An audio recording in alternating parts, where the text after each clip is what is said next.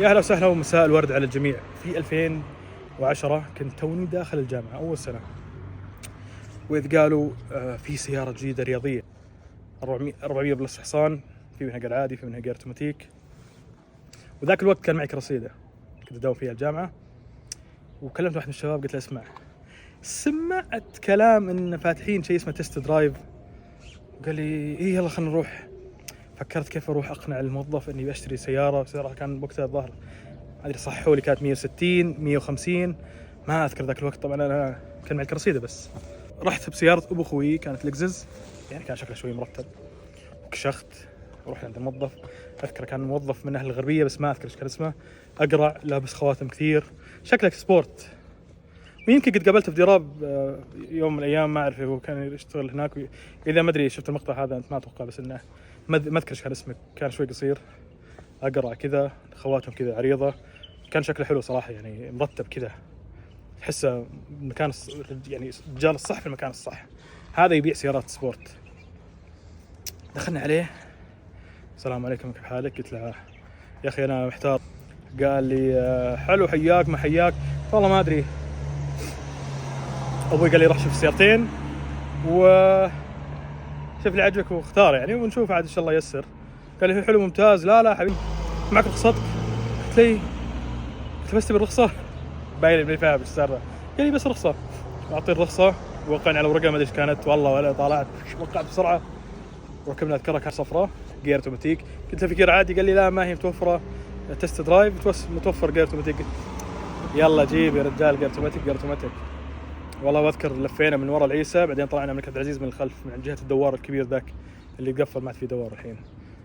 وقاعد جنبي يسولف أنا في عالم ثاني، أنا في وادي، هو في وادي. والله إني ما أذكر إيش كان يسولف معي. أذكر إنه طالع العدادات، خقيت على شكل العداد، خقيت على العدادات اللي تحت هناك عند الجير، ولا داري هذه وشو يعني. ما أعرف العداد 40 بسرعة، شفت الطبلون 300.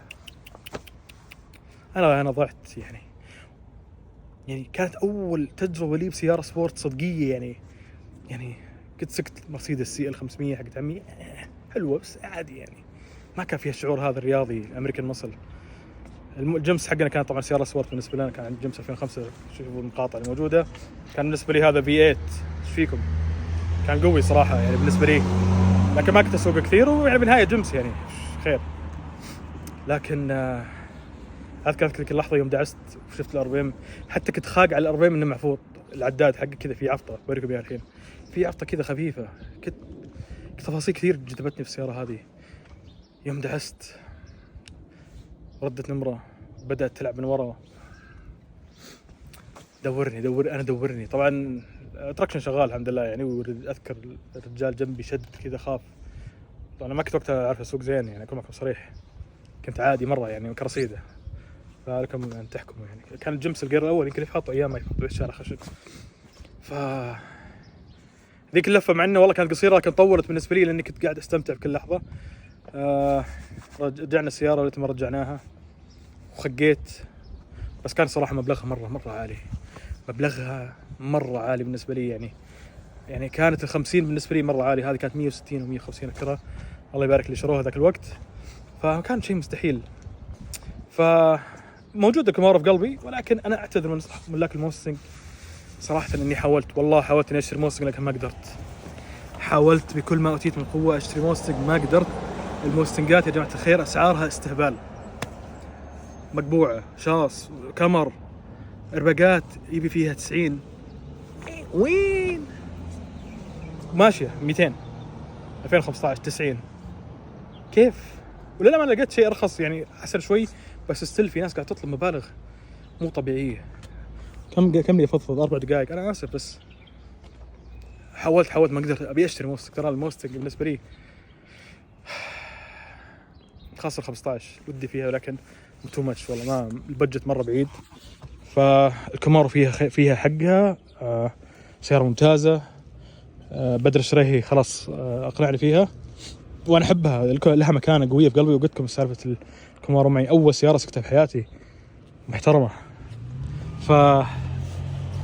لا يمنع أنا ماني من النوع المتحيز بزيادة، كان أقدر أشتري موستنجات 2000 5 6 7 إلين 10 كان معي المبلغ، لكن لا، لن أقع بنفس الغلطة مرة ثانية.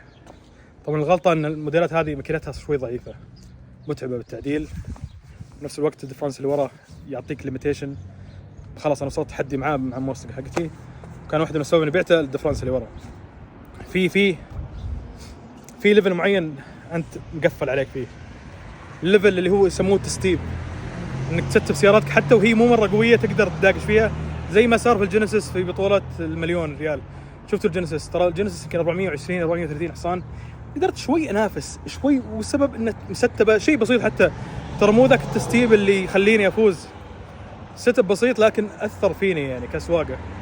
فالمستنقات بالديفرنس السوليد، وتراها ممتازه للتدريب على فكره. الموديلات هذه اللي هي من 2005 الى 2010 لين 14 عفوا، ممتازة في التدريب، لكن تدريب وليفل معين، بعدين حنوصل لك سقف يكفل عليك. اللي قدامي هذه تكون سيارة التدريب بإذن الله، وتعبت لين لقيتها. طبعا سوق السيارات سير صعب وسيء بشكل ما تتخيلونه.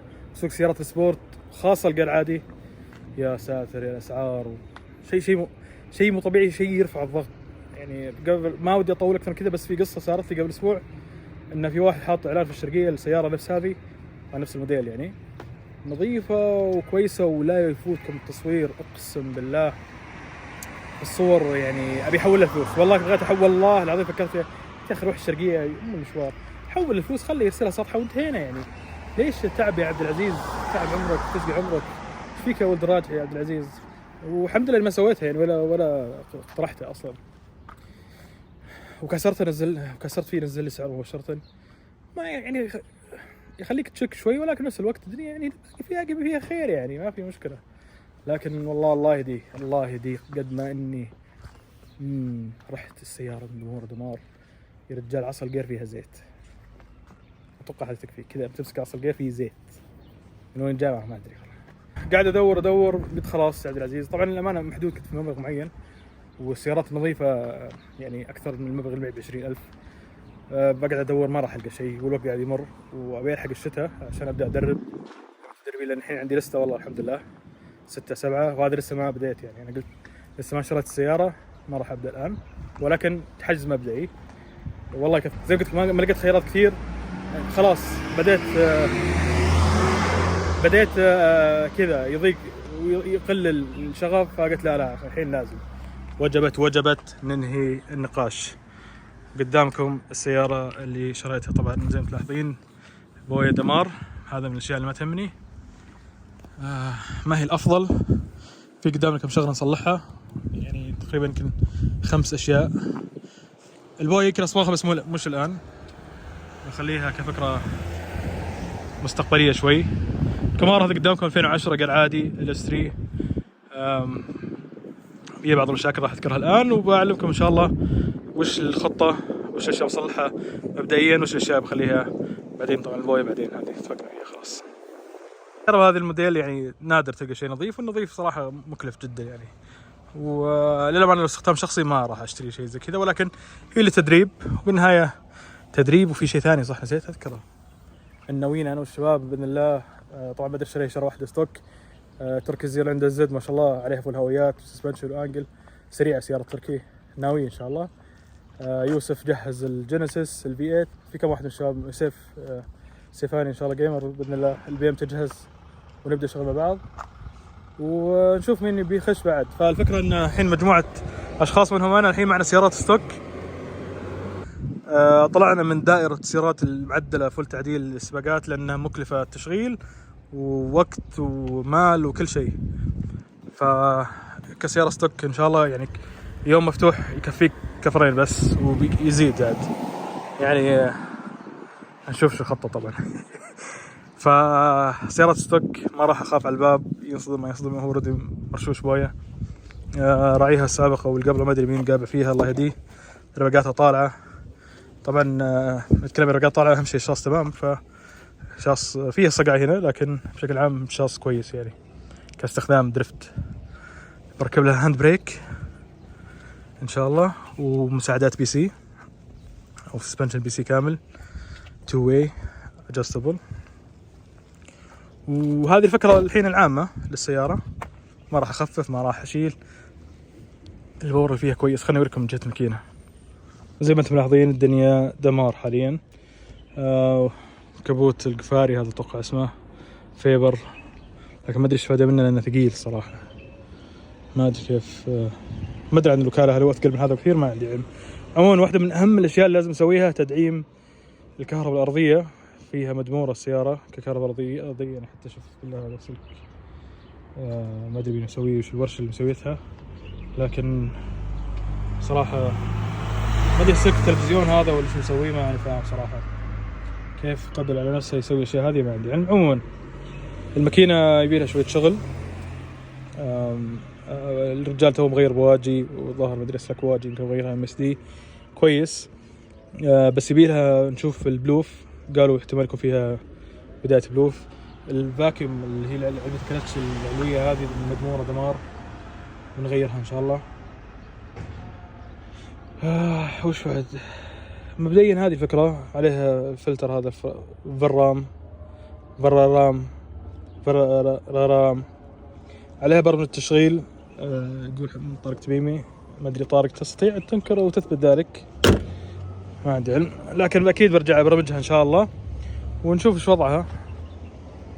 ف الجير الحمد لله تمام. الكلتش فيه يهرب، قلت لكم من العلبه هذه اللي توريكم اياها، حتى قاعد يوصي قاعد يهرب هنا. يا ساتر يا الزيت، شايفين؟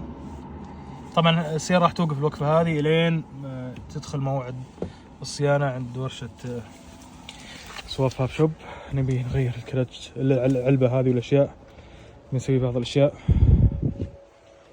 خليني أوريكم من جوا. طبعا أيضا من الأشياء اللي فيها الأساسية اللي تتغير الستارتر، اللي هو السلف جدا سيء. يعني الحين لو دق سلف كما تدق لأنه احتر خلاص، إذا رحت في مشوار وقفت خلاص يحتر. ودي أشوف وش سالفة الشفتر هذا يلف كذا، نشوف طريقة ثبته. طبعا مركب الهاند بريك هنا إن شاء الله للطلاب. حرصت تكون السيارة بكرسي، يعني الكراسي فيها جدا سيئة، بنجدها إن شاء الله. بحط في الوسط مخمل بحيث اللي يركب المخمل يمسك شوي. ماني مدور ورا الشكل قد ما أنا مدور ورا الفائدة منه. يعني يقولون كيف تمام، ما جربت إلى الآن. هذا ريموت اللي يفتح ويقفل الإكزوست. والله المرور إنه والله العظيم إني أنا إنسان كذا، صح لي سوابق بسيطة معكم، يعني خلاف بسيط، ولكن خلاص تدبت. فتكفون سامحوا لي على الصوت. طبعا بحاول، هي ما هي ديلي يوز قد ما هي بس أبي أروح فيها أرجع يعني من البيت للحلبة، يكون في حصة طالب أو شيء، أو يوم مفتوح أروح أدرفت وأرجع البيت، هذا هو الهدف. هذه هي. بدور إيرباك جديد، بس أبي الشكل ما ورا، ما أهم من الإيرباك لأنه أتوقع السنسر خلاص خربان زي ما ملاحظين.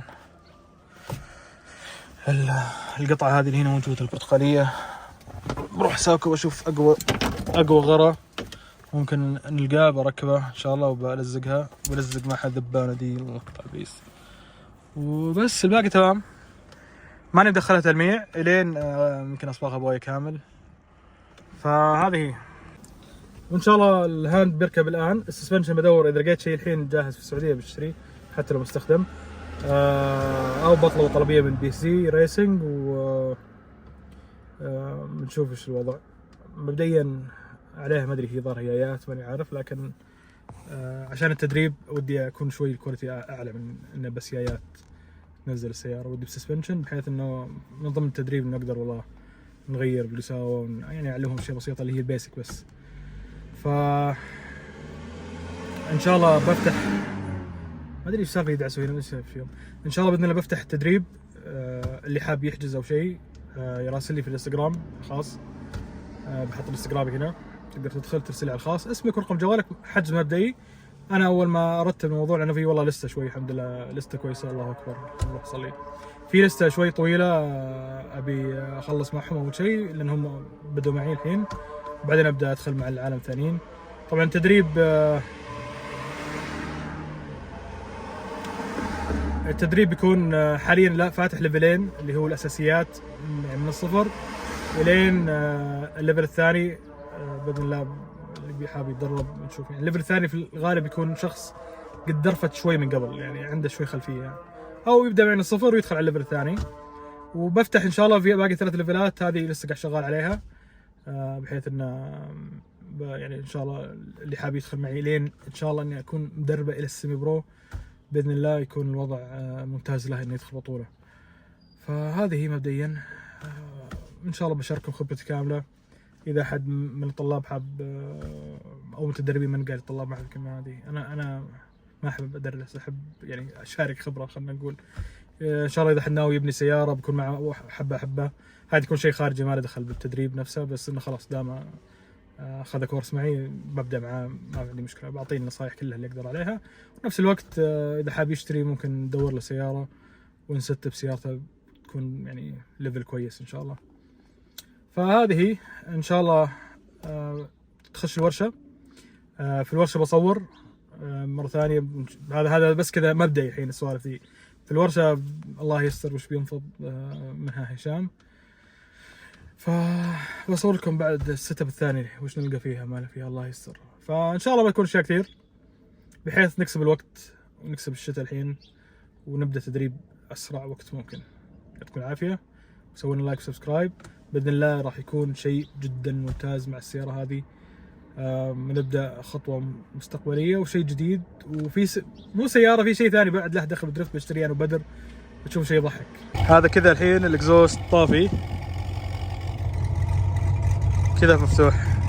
طبعا راعيها ما يدري فيها كام وما او لا، طبعا الواضح انه في عليها كام، لكن المبرمج اتوقع انه رافع الايدل بحيث انه ما ترف رفه قويه. فبوديها ان شاء الله بشوف مين برمجها.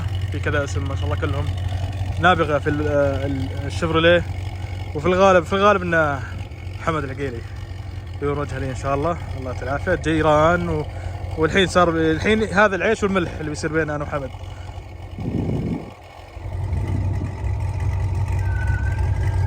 كنت افكر اشيل الكام، احس اني ودي اخليه ما ادري بشوف عشان ما ودي افك الماكينه واحوس فيها. طبعا في اشياء راح تنفك لكن والله الدنيا تطورت. ريموت يلعب فيه عبد العزيز لين تخرب.